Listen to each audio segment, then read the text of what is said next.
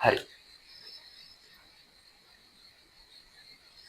අපි බලමු 27 අපි බලමු 28 වෙනි ප්‍රශ්නය.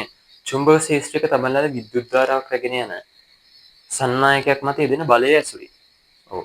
චුම්බක ක්ෂේත්‍රයක තබන ලද විද්‍යුත් ධාරාවක් රැගෙන යන සන්නායකයක් මත යෙදෙන බලය ඇසුරින් කිව්වන් පස්සේ ඔගේ උත්තරය වෙන්නේ 4 සරල ධාරා මෝටරය. ඒ කියලා මම කියන්නම්. අපි දන්නවා මේ ෆ්ලෙමින් කියන විද්‍යාඥයා නීති දෙකක් එහෙම නැත්නම් නියම දෙකක් ඉදිරිපත් කරා. ෆ්ලෙමින් ලෝ. එක තමයි වමත් නීතිය. අනිත් එක තමයි දකුණත් නීතිය. හොඳට මතක් කරගන්න ඕනේ ඔය. වමත් නීතියේදී වෙන්නේ විද්‍යුත් ශක්තිය චාලක ශක්තිය බවට පරිවර්තනය වීම. විද්‍යුත් ශක්තිය චාලක ශක්තිය බවට පරිවර්තනය වීම. උදාහරණයක් මම කියන්නම්. ඊට කලින් මේකත් කියලා ඉන්න දකුණත් නීතියේදී චාලක ශක්තිය විද්‍යුත් ශක්තිය බවට පරිවර්තනය වීම.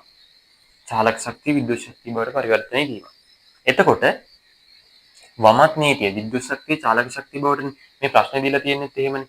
එතකොට ප්‍රශ්නෙට අනුව ගත්තොත් අපි මුලින්ම මම උත්තරේ කිව්වා සරල ධාරා මෝටරය. ඒ කියන්නේ මේක තමයි. සරල ධාරා මෝටරය. ඊට පස්සේ ස්පීකර් එක ගන්නත් පුළුවන්. දකුණත් නීතිය චාලක ශක්තිය විද්‍යුත් ශක්තිය බවට පරිවර්තනය වෙනවා. ඩයිනමෝ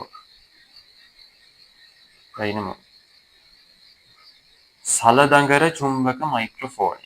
ඒක ගන්නත් පුළුවන්. ඒතර උත්තරේ වෙන්නේ 4 සරල ධාරා මෝටරය.